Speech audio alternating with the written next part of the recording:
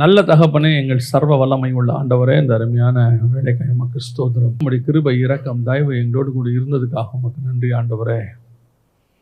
ஒவ்வொரு நாளும் உம்முடைய கிருபை எங்களை தாங்கி கொண்டிருப்பதுக்காக ஸ்தோத்திரம் ஆண்டவரே.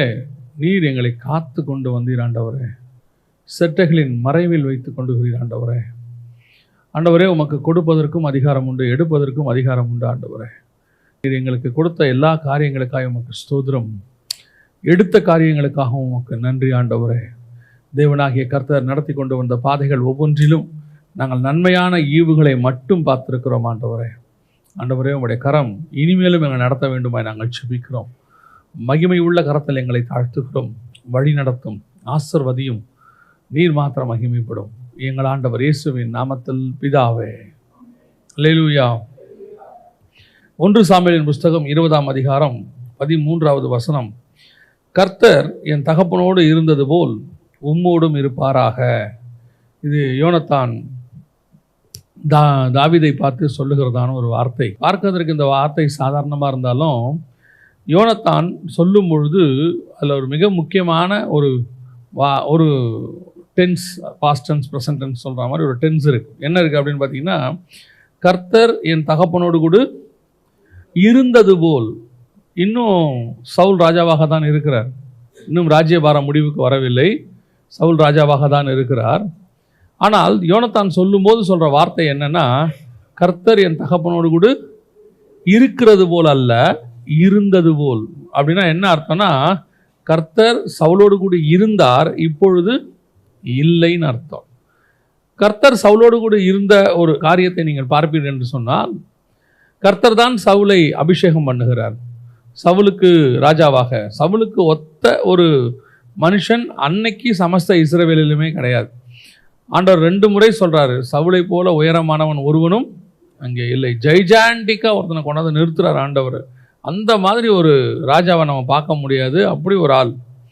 ஆனால் அவனோடு கூட இருந்த தேவன், இருக்கிற தேவன் அல்ல, இருந்த தேவன் அவனை விட்டு விலகி போனார்.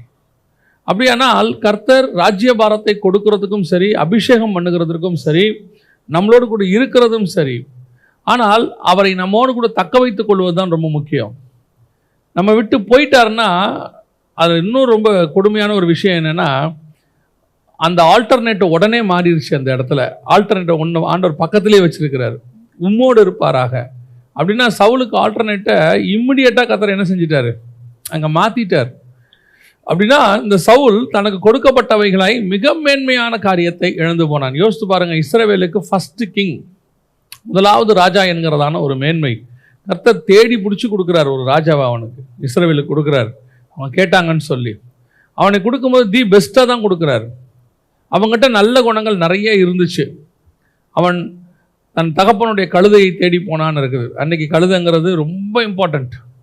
அன்னைக்கு உள்ளதுலே அவங்களுக்கு சொத்து, அவங்களுடைய காரியத்தை எதை வச்சு அளந்து பார்ப்பாங்கன்னா, இந்த எவ்வளோ கழுதை இருக்குதுன்றதான் ரொம்ப முக்கியம். அந்த மாதிரி அந்த ஒரு கழுதையை தேடும்போது கர்த்தர் நினைக்கிறார், ஒரு கழுதையை இப்படி தேடுகிறான் என்று சொன்னால் என் ஜனங்களை அவன் எப்படி தேடுவான், எப்படி பார்த்துக்கொள்வான். சவுலும் அப்படிப்பட்டவன் தான்.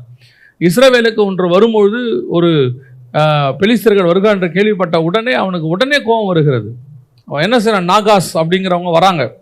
வந்த உடனே அவனுக்கு ஒரு கோபம் வருகிறது. அவன் சொல்கிறான், நான் இந்த நாகாஸுக்கு எதிராக நான் சென்று அவர்களை கொன்று இந்த காரியத்தை இன்னைக்கு ஆண்டவர் எனக்கு வாய்க்க பண்ணுவார் என்று சொல்லி அவன் செய்கிறான்.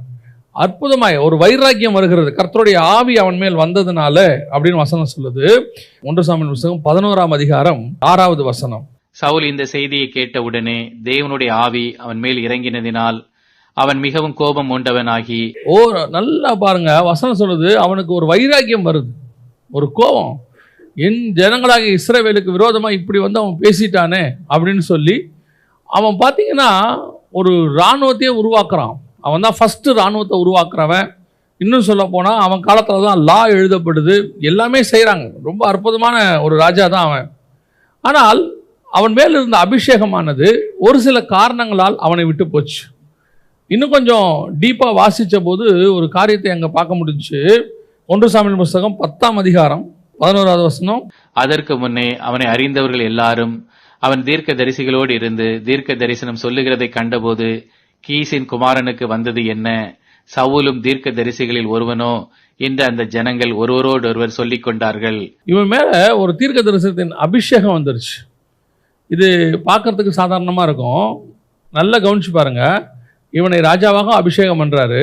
இவனுக்குள்ள என்ன ஆவி வருது? தீர்க்க தரிசனத்தின் ஆவியும் வருது. தீர்க்க தரிசனத்தின் ஆவி யாருக்கு வரணும்? நியாயமா ஆசாரியனுக்கு வரணும், சாமுவேலுக்கு வரணும். சாமுவேல் தீர்க்கதரிசி, நம்ம எல்லாருக்கும் தெரியும். இப்போ சவுலும் என்னவாய் மாறுகிறான்? தீர்க்கதரிசிகள் ஒருவராக எண்ணப்பட்டான். தாவீதை விரட்டிட்டு போகும்போது கூட இந்த இடத்துக்கு வரும்போது அவன் மேல் என்ன ஆவி வருகிறது? தீர்க்க தரிசனத்தின் ஆவி வருகிறது. அப்படின்னா சவுலுக்கு கர்த்தர் கொடுத்திருந்த மேன்மை என்ன அப்படின்னு பார்த்தீங்கன்னா, அவன் வெறும் ராஜாவாக அழைக்கப்படவில்லை, ராஜாவாகவும் ஆசாரியனாகவும் அழைக்கப்பட்டதுக்கான ஒரு அடையாளம் அவனுக்குள்ளே காணப்பட்டது. மேன்மை, அவ்வளவு மேன்மை. மெல்கிசேதேக்கின் முறைமையினுடைய மிக முக்கியமான ஒரு காரியம் அவங்ககிட்ட கொடுக்கப்படுது. ஆனால் எல்லாவற்றையும் அவன் இழந்து போனான். அத்தனையும் இழந்து போனான். அதான் வசனம் சொல்லுது, என் தகப்பனோடு கூட இருந்தது போல். அப்போ நம்ம பல நேரங்களில் கர்த்தர் எனக்கு ஒரு ஊழியத்தை கொடுத்துட்டாரு, இல்லை கர்த்தர் எனக்கு ஒரு ஆசீர்வாதத்தை கொடுத்துட்டாரு, கர்த்தர் எனக்கு ஒரு மேன்மையை கொடுத்துட்டாரு அப்படின்னு சொல்லிட்டு அந்த மேன்மையோ ஆசீர்வாதமோ அந்த காரியத்தை வைத்துக்கொண்டு அசட்டையாக இருப்போமானால், அல்லது அதற்குரிய தகுதியோடு கூட நடந்து கொள்ள வேண்டும். கர்த்தர் ஒரு இடத்துல ஒரு காரியத்தை உங்கள் கையில் கொடுக்குறாருன்னா அந்த பொறுப்புக்கு நீங்கள் தகுதி உள்ளவர்களாக இருக்கணும். ஆண்டவர் என்னை வச்சுட்டாருன்றதுக்காக நீங்கள் அசட்டையாக இருந்தீங்கன்னா அது ஒரு நாள் உங்களை விட்டு போகும். எதுக்கு ஆண்டவர் உங்களை அங்கே வைக்கிறாரு, என்ன நோக்கத்துக்கு அந்த இடத்துக்கு கொண்டு வந்து வைக்கிறாருங்கிறத நீங்கள் பார்க்கணும். பல நேரங்களில் நம்ம அந்த மிஸ்டேக் தான் செய்கிறோம். ஒரு இடத்துக்கு வந்த உடனே நமக்கு என்ன தோணும் தெரியுமா? அப்பாடா நம்ம வந்துட்டோம் அப்படின்னு தோணும். ஆண்டவர் சொல்கிறாரு, நீ வந்துட்டோன்றது ஃபினிஷிங் இல்லை, உன்னை கொண்டு வந்திருக்கிறேன், இனிமேட்டு தான் கொண்டு வந்ததுக்கான வேலை ஸ்டார்ட் ஆகும். நீ அந்த ஸ்டார்டிங்கில் நடந்த காரியத்துக்கே சாட்டிஸ்ஃபைட் ஆகிட்டீன்னா அடுத்து செய்ய போகிற காரியத்துக்கு என்ன செய்ய முடியாது? ஆயத்தமாக முடியாது. இப்போ சவுல் ராஜாவான உடனே நான் இஸ்ரவேலுக்கு ராஜாவாகி விட்டேன் அப்படி இல்லை, இப்போ தான் ராஜா ஊழியம் தொடங்குது. இதுக்கப்புறம் தான் நம்ம இஸ்ரவேலை காப்பாற்றணும், இஸ்ரவேலுக்கு தேவையான காரியங்களை செய்யணும், எல்லா காரியங்களும். இது எப்போ இந்த அசட்டை வருகிறதோ அப்பொழுது அது உங்களை விட்டு எடுக்கப்பட்டு போகும். உங்களோடு கூட இருந்த கர்த்தராக மாறிடுவார். பல நேரங்களில் அதுதான் நடக்குது. ஒரு இடத்துல ஆண்டவர் உங்களை வச்சுட்டு இன்னொரு இடத்துக்கு உங்களை மாற்றுற வரைக்கும் அந்த இடத்தில் உங்களை கொண்டு செய்ய வேண்டிய காரியத்தை கர்த்தர் செய்து முடிக்கணும். அது வரைக்கும் யூ வாண்ட் டு பி தேர்.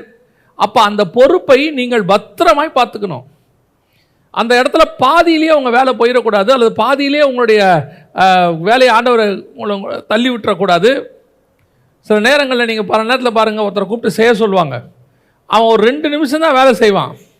அதுக்குள்ளே இருக்கிற சூப்பர்வைசர் சொல்லுவார், நீ போடா நீ அப்படின்றவார், போயிட்டு அவனை அனுப்பு அப்படிம்பார். என்ன காரணம் அப்படின்னா, கொடுக்கப்பட்ட வேலையில் அவன் அசதியாகவோ அல்லது அவர் எதிர்பார்த்ததை செய்யாவிட்டாலோ கர்த்தர் அந்த இடத்திலிருந்து அவனை ரிமூவ் பண்ணி விடுகிறார். நாமளே அதை தான் செய்கிறோம். பல நேரங்களில் நம்ம அதை தான் செய்கிறோம்.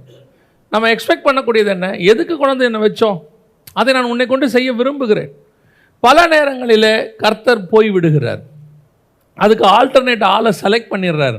அந்த ஆல்டர்னேட் ஆள் செலக்ட் பண்ண பிறகும் நீங்கள் ராஜாவாக இருப்பீங்க. அதான் பிரச்சனை. சவுலுக்கு கர்த்தர் ஆல்டர்னேட் ஆளை என்ன பண்ணிட்டாரு? செலக்ட் பண்ணிட்டாரு. செலக்ட் பண்ண பிறகும் சவுல் என்னவா தான் இருக்கிறான்? ராஜாவாக இருக்கிறான். வாசிங்கள் 1 சாமுவேலின் புஸ்தகம் 13ஆம் அதிகாரம் 14வது வசனத்தை வாசிங்க. இப்போதோ உம்முடைய ராஜ்யபாரம் நிலை நிற்காது. கர்த்தர் தம்முடைய இருதயத்திற்கு ஏற்ற ஒரு மனுஷனை தமக்கு தேடி அவனை கர்த்தர் தம்முடைய ஜனங்கள் மேல் தலைவனாயிருக்க கட்டளையிட்டார். கட்டளை இடுவாரா இட்டாரா? இட்டார். ஃபினிஷ்ட். ஆல்டர்னேட் வந்தாச்சு, ஓவர். என்ன காரணம்? கர்த்தர் எதிர்பார்த்த எதிர்பார்ப்பு உங்ககிட்ட ஒரு எக்ஸ்பெக்டேஷன், ஸ்பிரிச்சுவல் எக்ஸ்பெக்டேஷன். ராஜாவாகவும் தீர்க்கதரிசியாகவும் அபிஷேகம் பண்ணப்பட்டவன். எவ்வளோ பெரிய மேன்மை பாருங்க. அப்பேற்பட்ட மேன்மை உடையவன் ரொம்ப சர்வசாதாரணமாக ராஜ்யபாரத்தின் 2வது வருஷத்தில் அது எழுந்துட்டான். அந்த வசனம் சொல்லுது, சவுல் ராஜ்யபாரம் பண்ணி 1 வருஷம் ஆயிற்று. அவன் இஸ்ரவேலில் 2ஆம் வருஷம் அரசாண்ட போது நடந்த சம்பவம். அதுக்கப்புறம் 38 வருஷம் ராஜாவாக இருக்கிறான். அவனுடைய அழைப்பு போயிருச்சு. கர்த்தர் அவனை விட்டு போய்விட்டார். ஆனால் இருக்கிறான்னு நினச்சிக்கிட்டே இருக்கிறான். இதுதான் இன்னைக்கு உங்கள் ஆவிக்குரிய வாழ்க்கையில் இருக்கிற பிரச்சனை. ஸ்பிரிச்சுவலி ஊழியத்தில் இருக்கிற நிறைய பேருக்கு இதான் பிரச்சனை. ஊழியம் தொடங்கியாச்சு, ஆவிக்குரிய வாழ்க்கை தொடங்கியாச்சு, ஆனால் நாம் செய்கிற காரியங்களை கர்த்தர் பார்த்துக்கிட்டே இருக்கிறார். நான் என்ன நோக்கத்துக்கு உன்னை கூட்டிகிட்டு வந்தேன், என்ன நோக்கத்துக்காக உன்னை அபிஷேகம் பண்ணேன், என்ன நோக்கத்துக்காக உன்னை வேறு பிரித்தேன், அந்த நோக்கத்தை நாம் நிறைவேற்றுகிறோமா, அல்லது அதில் சஸ்டைன் பண்ணுறோமா, இன்னும் நிற்கிறோமா அதில், அல்லது அதை விட்டு விட்டு போய்விட்டோமா? அதுதான் கர்த்தர் எக்ஸ்பெக்டேஷன். அப்படி செய்யும்பொழுது, நாம் அதை விட்டு விலகும்போது கர்த்தர் நம்மை விட்டு விலகி விடுகிறார். அதான் பிரச்சனை. இப்போ சவுலை விட்டு விலகிட்டார். இப்போ பார்த்தீங்கன்னா சவுலுக்கு இந்த விஷயமே தெரில. எனக்கு இந்த அதிகாரத்தை படிச்சுக்கிட்டே வரும்போது ரொம்ப ஆச்சரியப்பட்ட ஒரு விஷயம் என்னென்னா, கர்த்தர் சவுலை விட்டு விலகின உடனே அந்த வசனம் சொல்லுது 16-14, கர்த்தருடைய ஆவி சவுலை விட்டு நீங்கினார், கர்த்தரால் வரவிடப்பட்ட ஒரு பொல்லாத ஆவி அவளை கலங்க பண்ணி கொண்டிருந்தது. எப்போ கர்த்தருடைய ஆவியானவர் போயிட்டாரோ ஒரு பொல்லாத ஆவி வந்துடும். இதில் என்ன பிரச்சனை? பொல்லாத ஆவி வந்துச்சு, சவுல் யுத்தத்துக்கு போய் ஜெயிச்சான். பொல்லாத ஆவி வந்துச்சு, சவுல் ராஜ்யபாரம் பண்ணிக்கிட்டு இருக்கிறான். பொல்லாத ஆவி வந்துருச்சு, ஒரு இடத்துல சவுல் அதுக்கப்புறம் தீர்க்க தரிசனம் உரைக்கிறான். அப்போ இந்த பொல்லாத ஆவி இருந்ததுக்கும் கர்த்தருடைய ஆவி இருந்ததுக்கும் என்ன டிஃபரன்ஸ்? கர்த்தருடைய ஆவியானவர் சவுலின் மேல் இருந்தார், அப்போ அவர் ராஜ்யம் போய் சண்டை போட்டான், ஜெயிச்சான். கர்த்தருடைய ஆவியானவர் சவுலின் மேல் இருந்தார், ராஜ்யபாரம் பண்ணி கொண்டிருந்தான், அவன் போய் தீர்க்க தரிசனம் உரைத்தான். சரி, ஆவியானவர் போயிட்டாரு, கர்த்தருடைய ஆவி போயிருச்சு, இப்போவும் யுத்தம் பண்ணுறான், ஜெயிக்கிறான், இப்போவும் ராஜ்யபாரத்தில் உட்காந்துட்டு இருக்கிறான். இப்போவும் ஒரு இடத்துக்கு போகும்போது திடீர்னு தீர்க்க தரிசனம் சொல்லிட்டான், நாமாவுக்கு போகும்போது அவன் தீர்க்க தரிசனம் சொல்லிட்டான். அதைத்தான் மிக மிக ஆபத்தான சிச்சுவேஷன். கர்த்தருடைய ஆவியானவர் போன பிறகும் எல்லாமே இமிடியேட்டாக சேஞ்ச் ஆகிடும்னு அர்த்தம் இல்லை. அப்படி ஒரு சேஞ்ச் வருதுன்னா உங்களுக்கு தெரிகிற அளவுக்கு உங்கள் ஸ்பிரிச்சுவல் லைஃப் இருந்தால் நல்லது. சில நேரத்தில் நீங்கள் நல்லா தேவனிட்டு ஜெபம் பண்ணிகிட்டே இருக்கும்போது ஒரே ஒரு நாள் நீங்கள் ஜெபிக்காவிட்டால் உங்களுக்கு ஒரு டிஃப்ரென்ஸ் தெரியும். ஆரம்பத்தில் அந்த ஃபஸ்ட்டு டே தெரியும், ரெண்டாவது நாள் நீங்கள் போகும்போது ஏதோ நீங்கள் இப்போ நீங்கள் பாருங்களேன், 2 வேளை சாப்பிட்லன்னு ஆட்டோமேட்டிக்காக உங்கள் பாடி என்னவாகும்? அப்படியே சோர்ந்து போக தொடங்கும். அப்படியே 3வது வேலை சொல்லும்போது நல்லா என்னவாகும்? சோர்ந்து போக தொடங்கிடும். இப்போ நீங்கள் டெய்லி காலையில் சாப்பிடாமையே பழக்கம் ஆகிட்டீங்கன்னு வச்சுங்க, உங்கள் உடம்பு என்ன ஆகாது? சோர்வாகாது. நீங்கள் என்ன சொல்வீங்கன்னா, காலையில் சாப்பிடாமல் இருக்கிறது எனக்கு பழக்கம்தான். அந்த முதல் நாள் ஒரு பசி வரும், முதல் நாள் ஒரு சிம்டம் கிடைக்கும். அதே மாதிரி ஸ்பிரிச்சுவலியும் கிடைக்கும். உங்கள் ஸ்பிரிட்டில் நீங்கள் ஜெபிக்காவிட்டால், வேதம் வாசிக்காவிட்டால், அது கர்த்தருடைய ப்ரெசன்ஸ் உங்களை விட்டு கொஞ்சம் விலகும் போது நீங்கள் கண்டிப்பாக ஒன்று ஃபீல் பண்ணுவீங்க, ஐயோ இது ஏதோ ஒன்று நம்மளை விட்டு விலகுதேன்னு. அதை நீங்கள் கேஷுவலாக எடுக்க தொடங்கிட்டீங்கன்னா அதுக்கப்புறம் அது உங்களுக்கு பழக்கமாக மாறும். அது எவ்வளோ இருக்குன்னா ஒரு மைன்யூட் அளவு தான் இருக்கும், ஒரு சின்ன அளவு தான் இருக்கும். ஆனால் அதை உணரக்கூடிய அளவில் நீங்கள் இருக்கணும் ஸ்பிரிட்டில். அது ஒரு சிலர் அது பழக்கமாயிரும். அவன் ஆவிலையும் நிறைவான், இங்கே அசுத்தமான காரியத்தையும் செய்வான், ஆவிலையும் நிறைவான், கோபத்திலையும் நிறைவான், ஆவிலையும் நிறைவான், சண்டையும் போடுவான்.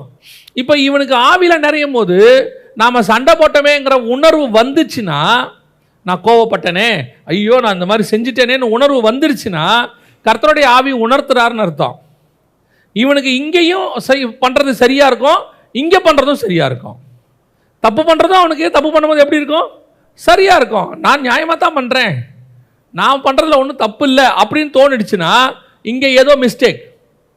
நல்லா கவனிச்சுக்கொள்ளுங்க, என் சுயநீதி வேறு, பைபிள் நீதி வேறு. பைபிள் நீதி தான் கரெக்ட், சுயநீதி டிஃபரன்ஸ் ஆகிட்டே இருக்கும், ஆளுக்கு ஏற்ற மாதிரி, இடத்துக்கு ஏற்ற மாதிரி, சுச்சுவேஷனுக்கு ஏற்ற மாதிரி. இன்றைக்கி இங்கே இதுதான் பிரச்சனையே. சுயநீதியும் இருக்குது, தேவநீதியும் இருக்குது. இவங்க தேவ சமூகத்துக்கு போகும்போது தேவநீதிக்கு வந்துடுறாங்க, தேவ சமூகத்தை விட்டு வெளியே வரும்போது சுயநீதிக்கு வந்துடுறாங்க. அந்த சுயநீதிக்குள்ளே இருந்து பார்க்கும்போது அவங்க பண்ணுறதெல்லாம் எப்படி இருக்கும்? சவுலுக்கு அதான் இப்போ பிரச்சனை. அவனுக்கு சுயநீதியில் இருக்கிறான், அவன் பண்ணுறது அவனுக்கு என்னவன்னு தெரில. எப்போ தேவ ஆவி வருதோ அப்போ அவனுக்கு தப்புன்னு தெரியுது. அவனே தாவீதுகிட்ட போய் என்ன செய்கிறான்? மன்னிப்பு கேட்குறான், திருப்பி அவனை துரத்துறான். இதுதான் கர்த்தருடைய ஆவி இருந்ததுக்கும் போனதுக்கும் வித்தியாசம். உம்மோடு இருந்தது போல ஆவியானவர் இருந்தார், அவன் மேலே போயாச்சு.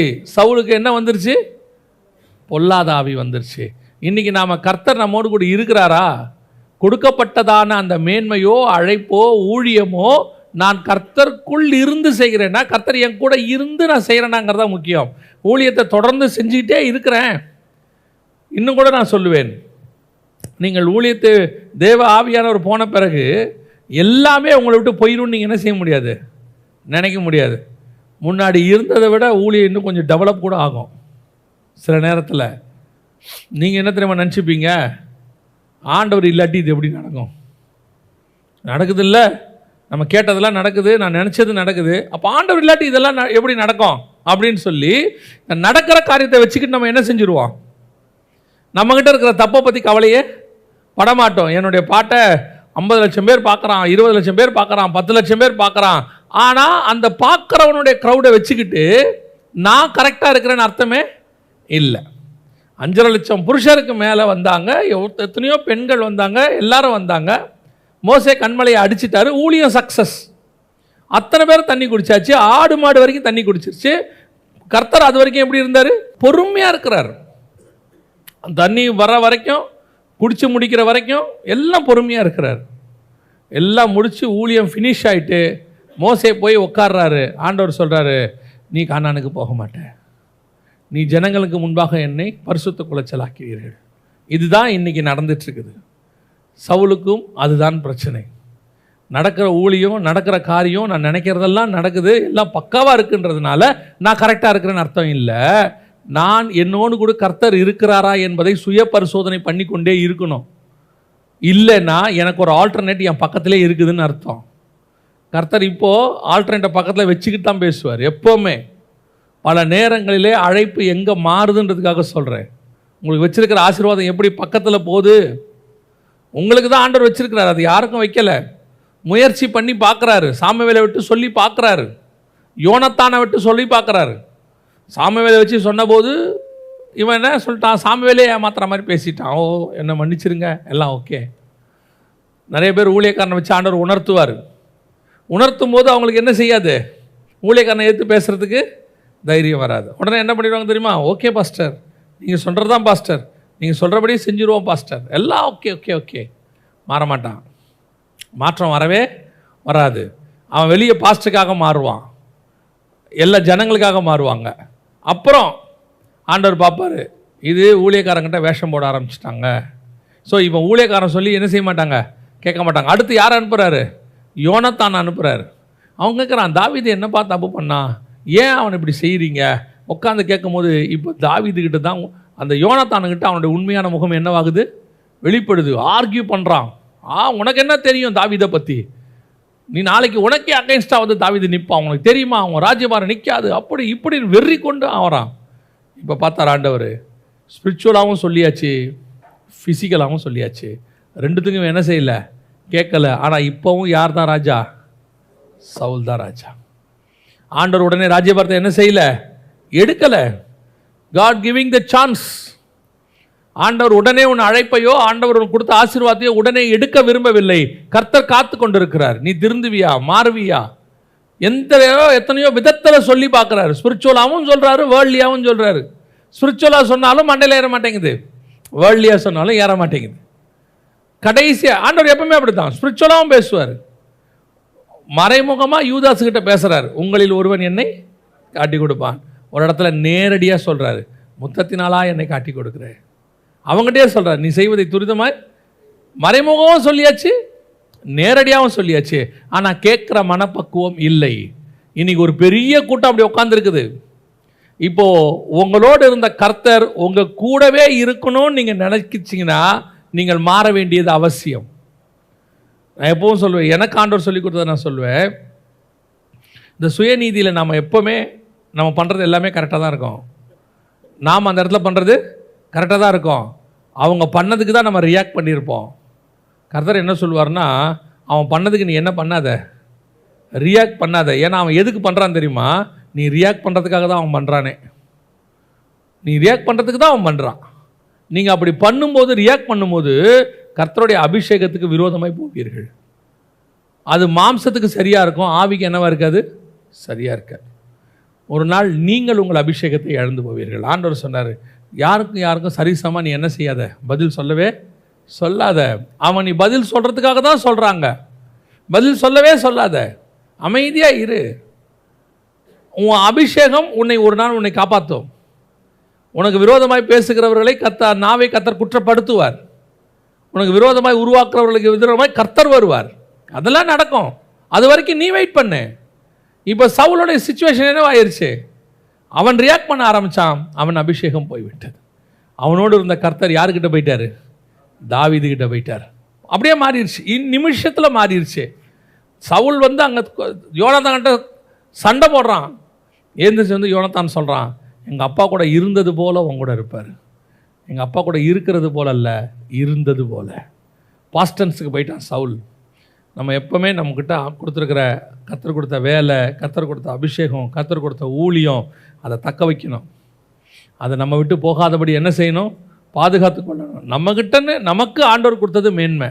அது சின்னதோ பெருசோ, சின்ன வேலையோ பெரிய வேலையோ, சின்ன ஊழியமோ பெரிய ஊழியமோ, நமக்கு தான் அது பாகுபாடு இருக்குது. கர்த்தர்கிட்ட நமக்கு என்னவே இல்லை, பாகுபாடே கிடையாது. அதான் எப்போவும் நான் உணர்றது என்னென்னா, ஒரு காருக்கு எவ்வளவு முக்கியம் ஸ்டேரிங்கு, சீட்டு, இன்ஜின் எவ்வளோ முக்கியமோ அவ்வளவு முக்கியம் வீலில் மாட்டிருக்கிற போல்ட்டு. போல்ட்டு சின்னது தான், காருக்கு அவ்வளோ பெரிய ப்ராடக்ட்லாம் இருக்குது. அதனால் 4 போல்ட்டை போடாமல் விட்டு பாருங்கள், என்ன ஆகும்? கார் கவுந்துடும். அதே மாதிரி தான் நாம் சின்ன ஊழியம் சின்னதுன்னு நினைக்கிறோம், அது ரொம்ப இம்பார்ட்டண்ட்டாக கர்த்தர் வச்சுருப்பார், ரொம்ப இம்பார்ட்டண்ட்டாக வச்சுருப்பார். அதையும் தக்க வைக்க வேண்டியது நம்முடைய பொறுப்பு. இல்லைனா நம்மக்கிட்ட இருந்த கர்த்தர் நம்ம கூட இருக்கிறவங்ககிட்ட இருக்கிறது நீங்கள் பார்ப்பீர்கள். கொடுமையானது என்ன தெரியுமா? உங்களை கொண்டு கர்த்தர் செய்ய நினைத்த காரியத்தை இன்னொருத்தனை கொண்டு கர்த்தர் செய்வார், அதை நீங்கள் பார்ப்பீர்கள். அது ரொம்ப கஷ்டமாக இருக்கும். இது எனக்கு வச்சது, ஆனால் இப்போ யார் செய்கிறா? அவன் செஞ்சிட்ருக்கிறான். இது ரொம்ப கஷ்டமான ஒரு காரியம். அதை பார்க்கும்போது ரொம்ப பெயின்ஃபுல்லாக இருக்கும். இது என்னுடையது, ஆண்டவர் எனக்கு சொன்னது அப்படி நம்ம கண்ணுக்கு முன்னாடி நடக்கும். அது இன்னொருத்தனை வச்சு கர்த்தர் செஞ்சுக்கிட்டு இருப்பார். அப்போ ஆவியானவர் உணர்த்துவார், இது உனக்கு வச்ச ஆசீர்வாதம் தான், நீ இழந்ததுனால அவன் செஞ்சிட்ருக்கிறான். நாம் முதலாவது ஒன்று புரிந்து கொள்ள வேண்டும், நமக்கு கொடுக்கப்பட்டதை நாம் தக்க வைத்து கொள்ள வேண்டும். இல்லாவிட்டால் அதை ஏற்றுக்கொள்ளுகிறவன் அல்லது அதுக்கு மாற்று நமக்கு பக்கத்திலேயே இருக்கு. இது நம்ம கூட இருக்கிறவங்களுக்கு நடக்கிற ஒரு காரியம். இதிலேயே இன்னொன்று இருக்குது, அவனோடு இருந்தது போல உன்னோடு இருப்பாராக. இன்னொன்று இருக்குது, வாசிங்க.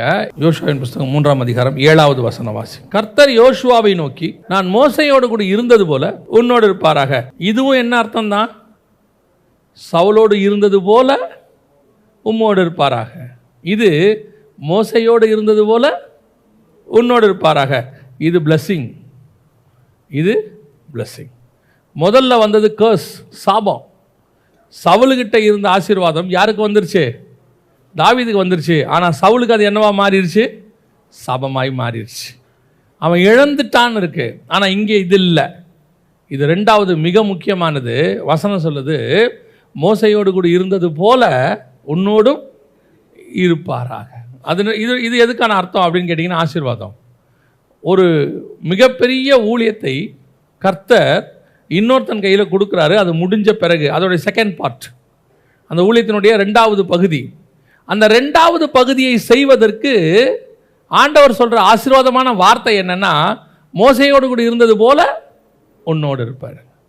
இதை பெற்றுக்கொள்ள அவசியம். இதை பெற்றுக்கொள்ளணும். மோசே இதை கொடுக்கணும், சவுல் அதை கொடுக்க கூடாது. மோசே இதை கொடுக்கணும், யோசுவா அதை பெற்றுக்கொள்ள வேண்டும். ஒவ்வொன்றுத்துக்கும் நல்லா தெரிஞ்சுக்கொள்ளுங்க. சவுலுக்கு தப்பு பண்ணால் ஆல்டர்னேட் எங்கே இருக்காங்க? பக்கத்தில் இருக்காங்க. இது ஃபஸ்ட்டு ரூல். 2வது ரூல் இருக்குது, உங்களுடைய இதனுடைய 2வது பார்ட் ஒன்று இருக்குது. இந்த உலகத்தில் எதுவுமே உங்களோட முடியறது இல்லை. உங்களுக்கு அப்புறமும் கர்த்தர் ஒன்று வச்சிருக்கிறாரு. உங்களுக்கு கொடுக்கப்பட்ட பொறுப்பில் ஒன்று என்ன தெரியுமா? நீங்கள் செய்யும் பொழுது அதை பத்திரமாய் பாதுகாத்து கொண்டு செய்ய வேண்டும். 2வது, அதை அடுத்தவங்ககிட்ட கொடுத்துட்டு போகிறதுக்கு ரெடியாக இருக்கணும். நம்ம எப்பவுமே நெக்ஸ்ட் ஜென்ரேஷனையோ அடுத்த காரியத்தையோ உருவாக்க வேண்டியது யாருடைய பொறுப்பு? அதுவும் நம்ம பொறுப்பு தான். அதுவும் நம்ம தான் சரி பண்ணணும். இன்னைக்கு நிறைய பேர்கிட்ட இந்த ஃபார்முலா, இந்த பாயிண்ட் மிஸ் ஆகுது. அவங்க கரெக்ட், அவங்க மோசே. ஆனால் யோசுவாவை ரெடி பண்ணியிருக்கிறோமா? மோசே கிட்ட இருந்தது இப்போ யாருக்கிட்ட இருக்குது? யோசுவா கிட்ட இருக்கு. அதாவது அந்த இடத்துல பார்த்தீங்கன்னா ஜனங்களை லீட் பண்ணுறது, லீடர்ஷிப். அந்த இடத்துல சொல்கிறேன், லீடர்ஷிப். அப்போ அவங்ககிட்ட இருந்த லீடர்ஷிப் யாருக்கிட்ட இருக்குது? இப்போ யோசுவா கிட்ட இருக்குது. அப்படி யோசுவா கிட்ட இருக்கும் பொழுது அந்த லீடர்ஷிப்பை மோசே என்ன பண்ணியிருக்கணும்? கரெக்டாக யார்கிட்ட டிரான்ஸ்ஃபர் பண்ணணும்? யோசுவா கிட்ட டிரான்ஸ்ஃபர் பண்ணிட்டு போகணும். அதைத்தான் கர்த்தர் விரும்புகிறார். இன்னைக்கு நாம் செகண்ட் ஜென்ரேஷனை உருவாக்குறோமா? ஒன்று, நம்மக்கிட்ட இருக்கிறத இழந்துடுறோம், இதுவும் மிஸ்டேக். ரெண்டாவது, என்னதை இழக்காம இன்னொருத்தங்கிட்ட கொடுத்துட்டு போனோம், இதுவும் ரெண்டாவது நான் செய்ய வேண்டியது. இன்றைக்கி நம்ம செஞ்சிட்டு இருக்கிறோமா? நான் எங்கிட்ட இருக்கிறத இழக்காமல் பார்த்துக்கிட்டு இருக்கிறேன்னா ஃபஸ்ட்டு அதை பாருங்கள். இழக்காமல் இருக்குதா? எங்கிட்ட உள்ளது என் கையில் தான் இருக்குதா?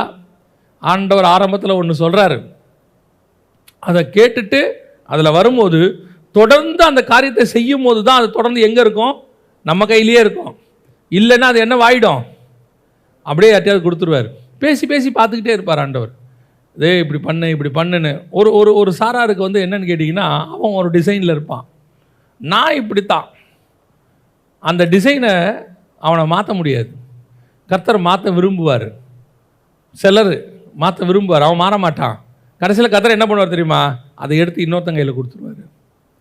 அது நடக்கக்கூடாது. ஆனால் ரெண்டாவது, அப்படி கர்த்தர் உங்களுக்கு கொடுத்த ப்ரீஷியஸான விஷயத்தை அடுத்தவங்ககிட்ட கொண்டு போய் கொடுக்குற வரைக்கும் நான் பத்திரமா வச்சுக்கணும். ரெண்டாவது, அதை இன்னொருத்தங்க கையில் என்ன செய்யணும்? கொடுக்கணும். மோசையோடு கூட இருந்தது போல உன்னோடும் இருப்பாராக. நெக்ஸ்ட் ஜென்ரேஷன் அதை வாங்குவதற்கு யோசுவாவை ரெடி பண்ணான். மோசே வந்து ரொம்ப அழகாக செய்வான் யோசுவாவை. பாருங்கள், லீடர்ஷிப் ஒருத்தனை நீங்கள் செகண்ட் ஜென்ரேஷன் உருவாக்குறதுங்கிறது பக்கத்தில் உட்கார வச்சு செதுக்கிறது இல்லை. நான் சொல்கிறது புரியுதா? பக்கத்தில் உட்கார வச்சு செதுக்கிறது இல்லை. இப்போ சாலமோனுக்கு தேவாலயம் கட்டும்போது 2 தூண் செய்வாங்க, பார்த்துருக்கீங்களா? ஒன்று போவாஸ், இன்னொன்று யாக்கீன். ஆனால் 2 தூணை பற்றி சொல்லும்போது வசனம் என்ன சொல்லும் தெரியுமா? ஒரு தூண் செய்கிறத பற்றி மட்டும்தான் வசனம் சொல்லும். இன்னொரு தூணை பற்றி சொல்லும்போது இந்த தூணை போலவே இன்னொன்றையும் செய்தான்னு இருக்கும். 2வது தூண் செய்கிறத பற்றி இருக்காது. அவருடைய அர்த்தம் என்னென்னா, இந்த தூணை நீங்கள் செஞ்சிட்டே வாங்க, இதே மாடலில் இது இருக்கும். உங்களுடைய அடுத்த ஜென்ரேஷனை எப்படி உருவாக்கணும் தெரியுமா? உட்காந்து உருவாக்கக்கூடாது. உட்காந்து என்ன செய்யக்கூடாது? உருவாக்கக்கூடாது. நீங்கள் உருவாகிறத பார்த்தே அது உருவாகும். நீங்கள் உருவாகிறத பார்த்தே இது என்ன செய்யும்? உருவாகும். இதுதான் உங்ககிட்ட இருக்கிறது அங்கே டிரான்ஸ்ஃபர் ஆகிறது. நான் சொல்கிறது புரியுதா? சில வீட்டில் பார்த்தீங்கன்னா உட்காந்து அட்வைஸ் பண்ணிட்டே இருப்பாங்க, இப்படி பண்ணு அப்படி பண்ணு. இவங்க சொல்ல சொல்ல அது மாறா போயிட்டு இருக்கும். அவங்க சொல்லுவாங்க, எவ்வளோ சொல்கிற நீ மாற மாட்டேற, எவ்வளோ சொல்கிற, மாறாது. நீங்கள் இயேசு கூடயே 3 வருஷம் ட்ராவல் பண்ணி பாருங்கள். ஒரு நாள் பேதுரு இயேசு மாதிரியே பேசிகிட்டு இருப்பான். நீயும் அந்த கலிலேயன் கூட இருந்தவன் தானே, உன் பேச்சு காட்டுகிறதே. ஏன் இவன் வந்து தனியாக இயேசு என்ன சொல்லி கொடுக்கல? பேதுரு இப்படி மாடுலேஷன் பண்ணு, இப்படி பேசு, இப்படி ஏற்றி இறக்கமாக பாரு, நான் எப்படி பிரசங்கம் பண்ணுறேன் பாரு, இதே மாதிரி பண்ணு, அதெல்லாம் அவர் சொல்லவே இல்லை. இவர் பேசிக்கிட்டே இருக்கிறார், அவன் பார்த்துக்கிட்டே இருக்கான். ஒரு நாள் வந்தது, இவர் பேசுகிறத பார்த்து அவனும் அதே மாதிரி பேசிக்கிட்டே இருக்கான். அவன் வேறுன்ட்டு மாற்றலை, தானாக மாறுது. இதுதான் அடுத்த ஜென்ரேஷனை உருவாக்குறது. அப்போ அடுத்த ஜென்ரேஷனை நான் உருவாக்குறவனாக இருந்தால், நான் எப்படி உருவாகிறனோ அப்படித்தான் அவன் உருவாக்குவான். இன்றைக்கி வீட்டில் பசங்களை கண்டிக்கிறோம், பசங்களை திருத்தணும்னு நினைக்கிறோம், கரெக்ட், அதில் மாற்றுக்கிறதே இல்லை. ஃபோன் பார்க்காத அப்படிம்பாங்க. எப்போ சொல்லுவாங்கன்னா ஃபோனை பார்த்துக்கிட்டே சொல்லுவாங்க. இவங்க ஃபோனை பார்த்துக்கிட்டே பையனை சொல்லுவாங்க, ஃபோனை பார்க்காத. அவன் சொல்லுவான், என்ன இரு ஒரு 5 நிமிஷம் பார்த்துட்டு வரேன். அவன் சொல்லுவான், நான் 10 நிமிஷம் இருங்க பார்த்துட்டு வரேன். ஏன் நீ பார்த்துக்கிட்டே இருந்தால் அவனு என்ன செய்ய போகிறான்? பார்த்துக்கிட்டு தான் இருப்பான். நம்ம என்ன பண்ணுறோமோ அதை அவன் செய்ய போகிறான். நான் பார்க்க பார்க்க பார்க்க நான் என்ன பண்ணுறனோ, நான் ஸ்பிரிச்சுவலாக இருக்கிறத பார்க்க பார்க்க கூட இருக்கணும்னு என்னவா மாறுவான்? ஸ்பிரிச்சுவலாக மாறுவான். ஒரு ஊழியக்காரர் காலில் ஒரு இடத்துக்கு ஊழியத்துக்கு போனாங்க. ஒரு எல்லாம் அப்போல்லாம் வந்து ஜப வீடு மொத்தமாக படுத்திருப்பாங்க எல்லோரும் அப்படியே வரிசையாக. 5 மணி ஆச்சு. இந்த ஊழியக்காரர் காலைல 5 மணிக்கு ஜோம் பண்ணுற பழக்கம்.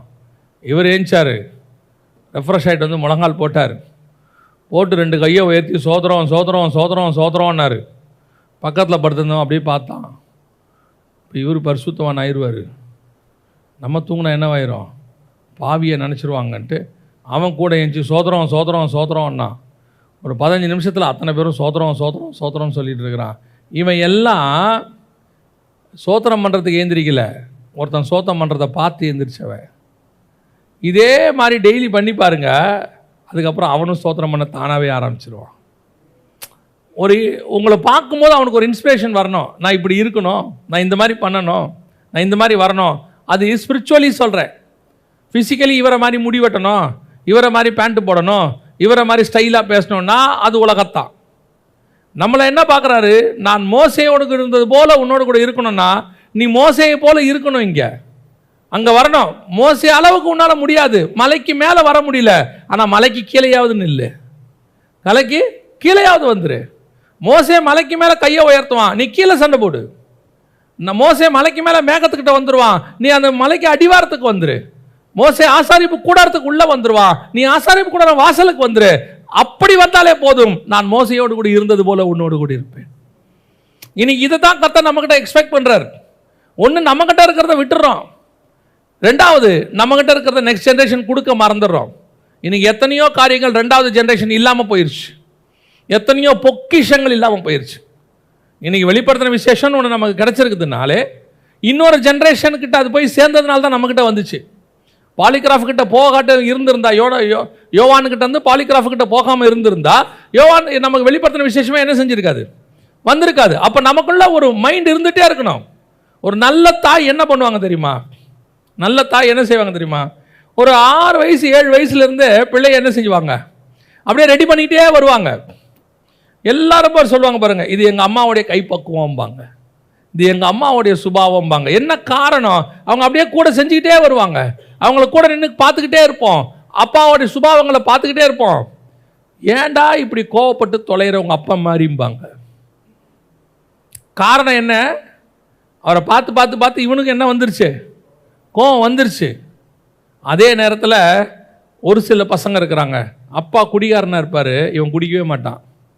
ஏன் தெரியுமா, இந்த அப்பாவை பார்த்து பார்த்து பார்த்து இந்த மாதிரி நான் என்ன செஞ்சிடக்கூடாது, போயிடக்கூடாதுன்னு போயிடுவான். ஆனால் கர்த்தர் நம்மகிட்ட என்ன எதிர்பார்க்குறாருன்னா, என்னை பார்க்க பார்க்க பார்க்க என்னுடைய சாயலாய் நீ மாற வேண்டும் என்று விரும்புகிறார். இந்த காரியத்தை தான் பவுல் சொல்கிறாரு, நான் உங்களுக்கு மாதிரிகளை வைத்து விட்டு போகிறேன், நான் உங்களுக்கு மாதிரியாக இருக்க விரும்புகிறேன். நெக்ஸ்ட் ஜென்ரேஷனுக்கு I want to be a model. நான் இன்னைக்கு இருக்கிற இதே நிலைமைக்கு இன்னொரு ஜென்ரேஷனை கொண்டு வரணும். அப்போ ஆண்டவர் சொல்கிறாரு, நான் மோசையோடு கூட இருந்தது போலவே உன்னோடு இருப்பேன். சவுலுக்கிட்ட இருந்து வந்துட்டேன், ஆனால் மோசைக்கிட்ட இருந்து வரல. மோசைக்கிட்ட எப்படி இருந்தனோ அப்படியே உன் கூடயே இருப்பேன். மோசையும் விடலை, அவர் கடைசி வரைக்கும் மோசையோட அடக்காராதனை வரைக்கும் பண்ணுறாரு. ஆனால் இவனை பார்த்து சொல்கிறாரு, மோசை கூட இருந்தது போலவே உன்னோடும் இருப்பேன். இது ரெண்டாவது காரியம் நாம் செய்கிறோமா? ரெண்டாவது, மோசை கூட இருந்த மாதிரி ஆசீர்வாதம் நமக்கு வருதா? நம்முடைய முன்னாடி ஜென்ரேஷனில் இருக்கிறோடைய ஆசீர்வாதம் நம்ம கையில் வருதா? நாம் அதை என்றைக்காவது எதிர்பார்க்குறோமா? எலிசா எதிர்பார்க்குறான், எலியாவுடைய ஆசீர்வாதம் எனக்கு என்ன வரணும், அப்படியே வரணும், 2 மடங்காக வரணும். இதான் விரும்பணும். ஒரு ஆளை பார்க்கும்போது இதை விட நான் நல்லா ஆண்டவர்கிட்ட வரணும், இன்னும் தேவசாயலாய் மாறணும், இன்னும் என்னுடைய பாஸ்டரை விட நான் நல்லா பிரசங்கம் பண்ணணும், அவரை விட இன்னும் நல்லா நான் தியானிக்கணும், இன்னும் வசனத்தை கற்றுக்கணும், இந்த எண்ணம் வரணும். இதான் மோசையோடு இருந்தது போல யோசாவோடு இருப்பேன், அதான் உன்னோடு இருப்பேன் அர்த்தம். நாம் என்ன நினச்சிக்கிறோம், மோசை கூட இருந்தது போல. நம்மால் உடனே நினைக்கிறது என்ன, அவன் பார்வோன் குமாரத்தில் அரண்மனையில் எப்படி இருந்தான் அதே மாதிரி ஆண்டவர். அவர் சொல்கிறார், அந்த 40 வருஷம் அவனை விட்டுட்டு நான் வந்துட்டேன், அவனை கூட்டிகிட்டு வந்துட்டேன். மீதியான வனாந்தரத்துக்கு வந்த பிறகு தான் நானே வந்தேன் அவன்கிட்ட. அது வரைக்கும் அங்கே பத்திரமா வச்சுருந்தேன். ஆனால் அதல்ல, நான் எப்படி அவன் கூட இருந்தேன், ஒரு சிநேகிதனை போல அவன் கூட இருந்தேன். அதான் அழகாக வசனம் சொல்லும், முகமுகமாய் தேவனோடு பேசின மனுஷன் மோசையை போல அதுக்கு முன்னாடியும் இல்லை அதுக்கு பின்னாடியும் இல்லை. இப்போ நம்ம என்ன வாஞ்சிக்கணும் தெரியுமா, ஆண்டவரே மோசை கூட இருந்தது போல என்னோட இருக்கணும்னா அவன் உம்மை முகமுகமாய் தரிசித்தான், நானும் உம்மை முகமுகமாய் தரிசிக்கணும். ஸ்பிரிச்சுவலி யோசிக்கணும். மோசை கூட உடனே மோசை மாதிரி வல்லமை, உடனே மோசை மாதிரி கோலை கீழே போட்டால் பாம்பா மாறணும், பாம்பை பிடிச்சா கோலா மாறணும். இப்போ அதெல்லாம் வேணாம். நம்ம எந்த செங்கடலையும் பிளக்க போகிறதில்ல, எதையும் ரத்தமாக மாற்ற போகிறதில்ல. இப்போ அதெல்லாம் தேவையே இல்லை, அதெல்லாம் வேண்டாம். ஆண்டவர் அதெல்லாம் கேட்கல. ஆண்டவர் எதை கேட்குறாரு தெரியுமா, மோசே எப்படி ஸ்பிரிச்சுவலி என் கூட இருந்தான், எப்படி நடந்தான், எப்படி என் கூட பேசினான், எப்படி முகமுகமாக தரிசித்தான், அது உங்ககிட்ட வரணும். அதுதான் மோசே கூட இருந்தது போல உன்னோடு கூட இருப்பேன். கடைசியாக ஒரு காரியம் வாசிங்க, என்னாகமத்தின் புஸ்தகம் 14ஆம் அதிகாரம் 9வது வசனத்தை வாசி. கர்த்தருக்கு விரோதமாக மாத்திரம் கலகம் பண்ணாதிருங்கள். அந்த தேசத்தின் ஜனங்களுக்கு நீங்கள் பயப்பட வேண்டியதில்லை. அவர்கள் நமக்கு இரையாவார்கள். அவர்களை காத்த நிழல் அவர்களை விட்டு விலகி போயிற்று. அவர்களை காத்த நிழல் அவர்களை விட்டு விலகி போயிற்று. அவங்க கூட இருந்த நிழல் இப்போ எங்க இருக்குது, நம்ம கூட இருக்கிறார். இது கடைசி. எதிரிகளோடு இருந்த தேவன் இப்போ யார்கிட்ட இருக்கிறாரு?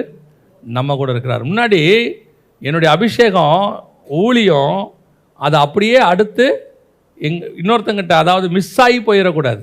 ரெண்டாவது, என்னுடைய ஜென்ரேஷன் அடுத்த ஜென்ரேஷனுக்கு போகணும். என்னுடைய ஊழியம் அடுத்த ஜென்ரேஷனுக்கு போகணும். என்னுடைய கர்த்தர் எங்கிட்ட கொடுத்த வல்லமை, கர்த்தர் எங்கிட்ட கொடுத்த வரம், கர்த்தர் எங்கிட்ட கொடுத்ததான மகத்துவங்கள் அடுத்த ஜென்ரேஷனுக்கு கடத்தணும். அங்கே போகணும், இது இருக்கணும். அப்படின்னா எங்கிட்ட இருந்த கர்த்தர் அவங்ககிட்ட இருக்கணும்னு விரும்பணும் யோசுவா கிட்ட. ஆனால் சவுல் அதை விரும்பக்கூடாது. ஆனால் இது அப்படி அல்ல, எதிரிகள்கிட்ட இருந்தது. வசனம் சொல்லுது, அவர்களை காத்த நிழல் இப்பொழுது விலகி போயிற்று, கர்த்தரோ நம்மோடு இருக்கிறார். இப்போ யோசிச்சு பாருங்க, எதிரிகள்கிட்ட என்ன இருந்துச்சு? காத்த நிழல். இப்போ அவங்களையும் யார் தான் காப்பாற்றினது? கர்த்தர் தான் காப்பாற்றிருக்கிறார். இப்போ அவங்க தேசம் எப்படி இருந்துச்சு? கானான் தேசம் பாலும் தேனும் ஓடுற தேசம். அடுத்த வசனம் சொல்லுது, அரணிப்பான பட்டணம். அவன் ஒரு திராட்சை கொலை தூக்கிட்டு வந்தான். எப்படி இருந்துச்சு? ஒரு கொலை எத்தனை பேர் தூக்கிட்டு வந்தான்? 2 பேர் தூக்கிட்டு வந்தான். அப்படிதானே சொல்லுது வசனம். அவர்கள் ஒரு திராட்சை கொலையை 2 தூக்கி கொண்டு வந்தார்கள். ஒரு திராட்சை கொலையை இவ்வளோ பெருசு இருக்கியா, நீ அந்த தேசத்துக்கு போனோங்கிற, அங்கே போய் எங்கத்து சாகிறதுன்னு சொல்லி அவன் கேட்குறான். ஆனால் இவ்வளத்தையும் இது வரைக்கும் யார் தான் காத்ததான்? கர்த்தர் தான் காத்து வச்சிருக்கிறார். உங்களுக்காகவும் எங்களுக்காகவும் ஆண்டவர் என்ன பண்ணுறாரு? அநேக காரியங்களை எதிரிகள் கையிலே கர்த்தர் கொடுத்து பத்திரமாய் வைத்திருக்கிறார். எல்லாமே நம்ம கைக்கு வரத்துக்கு முன்னாடி ஒரு காலத்தில் யாருக்கிட்ட தான் இருக்குது? எதிரிகள்கிட்ட. நல்லா கவனிங்க, உங்களையும் என்னையுமே ரட்சிக்கிற வரைக்கும் கர்த்தர் எதிரிகள்கிட்ட தான் கொடுத்து வச்சுருந்தார். நம்ம அங்கே தான் இருந்தோம். அங்கே இருந்து தான் கர்த்தரை நம்மளை என்ன பண்ணார்? வேறு விரிச்சு கொண்டாந்தார். பல நேரத்தில் ரட்சிக்கப்பட்டு வந்த உடனே நம்ம பரிசுத்தவான் ஆகிடுறோம். அப்படி தானே? ஆமாவா இல்லையா? சரி, நாம் ரட்சிக்கப்பட்டு வந்த வீட்டில் இருக்கிறவங்க இப்போ என்னவா மாறிடுறாங்க? நமக்கு புறஜாதியார். அவன் சொல்லும் போது என்ன சொல்லுவான்? புறஜாதியார். அவர்கள் தேவனை அறியாதவர்கள், அவர்கள் பாவிகள். இவர் இவ்வளோ நேரம் எங்கே இருந்தார்? அந்த வீட்டில் தானே வளர்ந்தார், அந்த வீட்டில் தானே காப்பாற்றப்பட்டார். அந்த பாவிகள் புறஜாதியார்னு சொல்கிறவங்க தானே இவரை வளர்த்தாங்க. இத்தனை நாள் வளர்த்தாங்கன்னா கர்த்தர் அவங்கள கொடுத்தாரு, அதில் எந்த மாற்று கருத்தும் இல்லை. கர்த்தர் தானே கொடுத்தாரு. அப்போ இவ்வளோ நாள் இவங்களை பாதுகாத்தது யாரு? அவங்க தான். நீங்கள் எந்த புறஜாதியார்னு சொல்கிறோமோ, எந்த பாவின்னு சொல்கிறோமோ, அவங்ககிட்ட தான் கர்த்தர் நம்மளை என்ன பண்ணியிருக்கிறாரு? கொடுத்து வச்சிருக்கிறாரு. நம் நிமித்தம் அவர்களை ஒரு நிழல் காப்பாற்றி கொண்டு இருந்தது. நாம தான் அந்த திராட்சை கொலை, நாம தான் அந்த பாலந்தேனும் ஓடுற தேசம். நம்மை காப்பாற்றுவதற்கு கர்த்தர் என்ன பண்ணி வச்சிருக்கிறாரு? அங்கே கொடுத்து வச்சிருக்கிறாரு. அவங்கள அப்படியே பத்திரமா வச்சிருக்கிறான். கானானியர் அழகாக வச்சிருக்கிறான், சேஃபாக வச்சிருக்கான் தேசத்தை. யோசித்து பாருங்க. இன்னைக்கு இஸ்ரவேலர்களை பற்றி நம்ம பேசுகிறோம். என்ன பேசுகிறோம்? பயங்கரமான அறிவாளிகள், அவங்க அப்படி பண்ணுறாங்க, இப்படி பண்ணுறாங்க, அயன்டோம் வச்சிருக்கிறாங்க, அவங்களுடைய டெக்னாலஜி அப்படி இருக்குது, எல்லாம் சொல்கிறோம்ல. ஆனால் இஸ்ரவேலர் போகும்போதே அவங்ககிட்ட எப்படி இருக்குது தேசம்? கானான் தேசம் எப்படி இருக்குது? செழிப்பாக இருக்குது, சூப்பராக வச்சுருக்கான். அரணிப்பான பட்டணம், பயங்கர ஸ்ட்ராங்காக சேஃபாக கட்டி வச்சிருக்கான். அப்படின்னா கானானியன் எப்படிப்பட்டவனா இருப்பான்? ஆனால் வசனம் சொல்லுது, இவனுங்க போய் சேர்ற வரைக்கும் அவர்களை ஒரு நிழல் என்ன பண்ணியிருக்கு? காத்து கொண்டு இருந்தது. அப்போ நமக்கு கொடுப்பதுக்காக கர்த்தர் என்ன பண்ணி வச்சிருக்கிறாரு? அதை காப்பாற்றி வச்சிருக்கிறாரு. அதை காப்பாற்றி வச்சதுக்கு ஒரு ஆளை கர்த்தர் ஃபிக்ஸ் பண்ணி வச்சிருக்கிறாரு. இப்போ ஆண்டவர் சொல்றாரு, அங்கே இருந்த தேவன் இப்போ எங்கே இருக்க போறாரு? நம்மோடு இருக்க போகிறார். இதுதான் கடைசியாக நமக்கு வரக்கூடிய ஆசீர்வாதம். ஆண்டவர் அநேக பொக்கிஷங்களை எங்கே வச்சிருப்பார் தெரியுமா? அந்தகாரத்தில் வச்சிருப்பார். அப்படிதான் வசனம் சொல்லுது. ஏசாயா 45:2-3 என்ன சொல்லுது? நான் உனக்கு முன்னே போய் கோணலானவைகளை செவ்வையாக்குவேன். உன்னை பெயர் சொல்லி அழைக்கிற இஸ்ரவேலின் தேவனாகிய கர்த்தர் நானே என்று நீ அறியும்படிக்கு வெண்கல கதவுகளை உடைத்து இருப்பு தாழ்பால்களை முறித்து அந்தகாரத்தில் இருக்கிற பொக்கிஷங்களையும் ஒளிப்பீடத்தில் இருக்கிற புதையல்களையும் உனக்கு கொடுப்பேன். என்ன பொக்கிஷம்? அந்தகாரத்தில். அந்தகாரம்னா நம்ம எல்லாருக்கும் தெரியும், இருள். அந்தகாரங்கிறது பைபிளை பொறுத்த வரைக்கும் பாவம். ஆனால் பொக்கிஷம் எங்கே தான் இருக்குது? நீங்கள்லாம் ரட்சிக்கப்படுறதுக்கு வரைக்கும் எங்கே இருந்தோம்? அந்தகாரத்தில் இருந்த பொக்கிஷம். நீங்கள் அந்த அந்தகாரத்தில் இருக்கிற பொக்கிஷம். ஆனால் கர்த்தர் ஒரு நாள் புறஜாதியாரை அனுப்பி நம்மை அந்த பொக்கிஷத்தை கர்த்தர் பத்திரமாய் பாதுகாத்து வச்சிருந்தார்.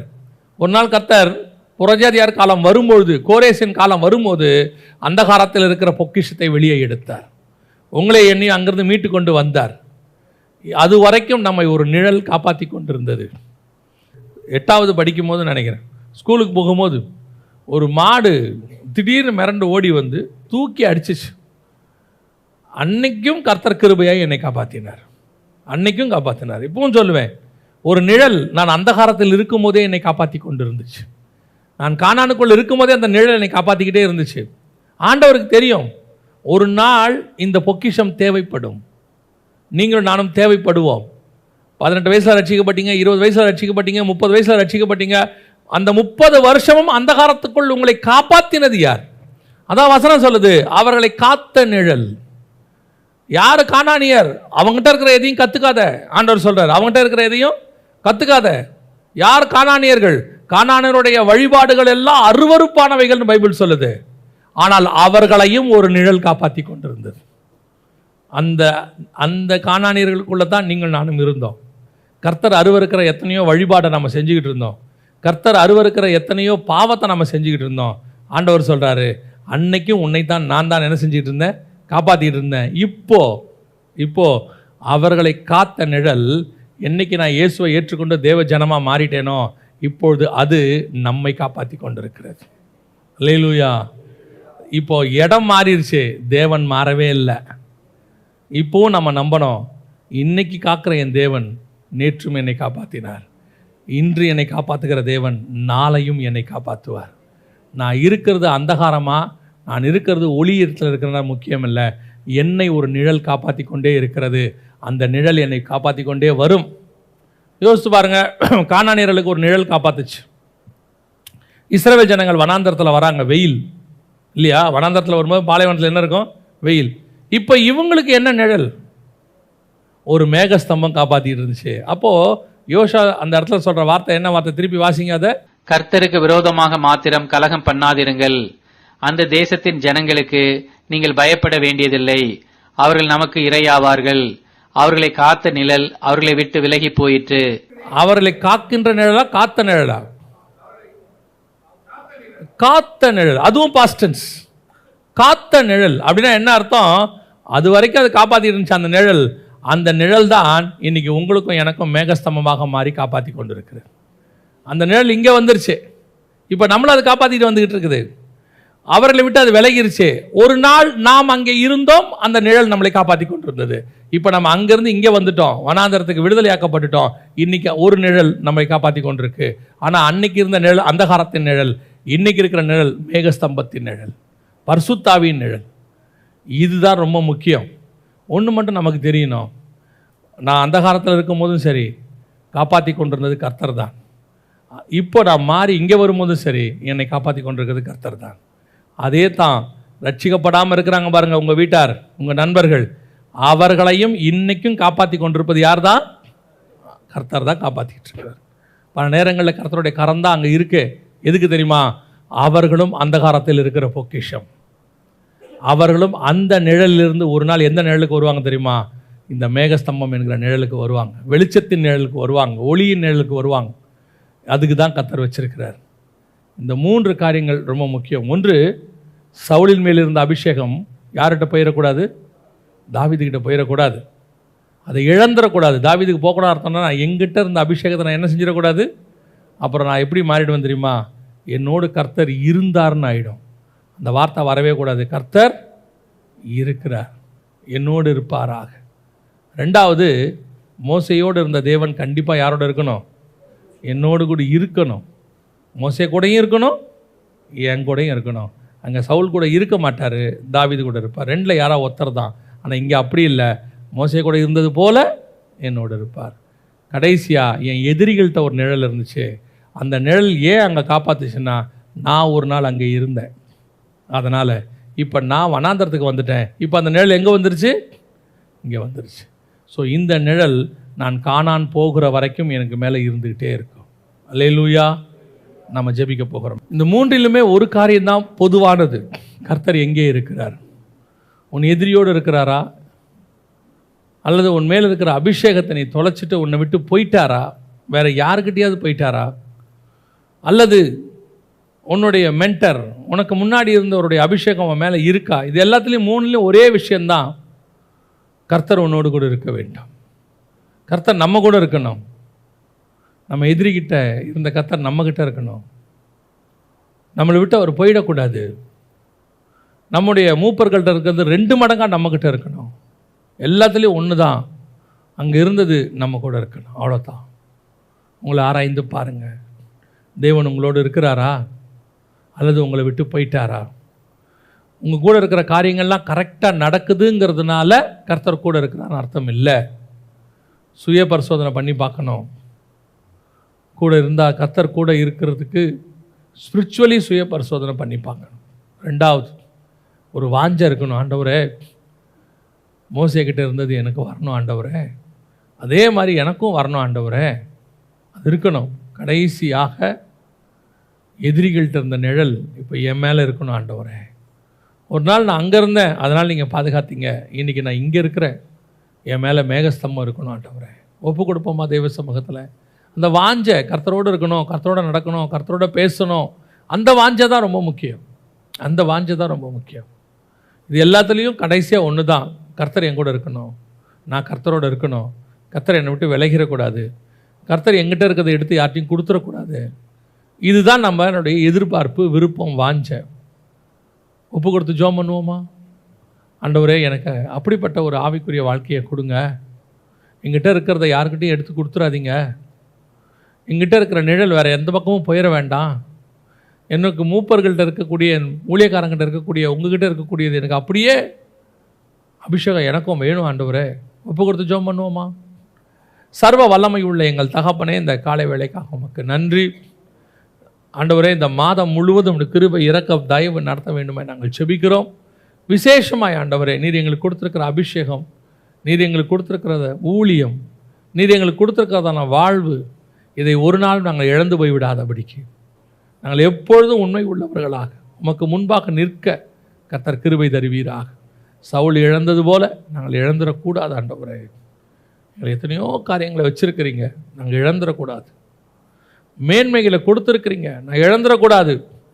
நாங்கள் அதை மோசேக்கிட்ட இருந்து யோசுவா வாங்கின மாதிரி வாங்கணுமே ஒழிய, எங்ககிட்ட இருந்து அடுத்து போன மாதிரி இன்னொரு ஜென்ரேஷனுக்கு தான் போகணுமே ஒழிய, நான் அதை இழந்து விடக்கூடாது ஆண்டவரே. அப்படி இழந்துட்டால் நாங்கள் பரிதபிக்கப்பட்டவர்களாக மாறிடுவோம்ப்பா. கிருபையுள்ள கரத்தில் எங்களை தாழ்த்துகிறோம். முடிவு பரியந்தம் ஓடி முடிக்க கிருபை பாராட்டும் எங்கள் ஆண்டவர் இயேசுவின் நாமத்தில் பிதாவே.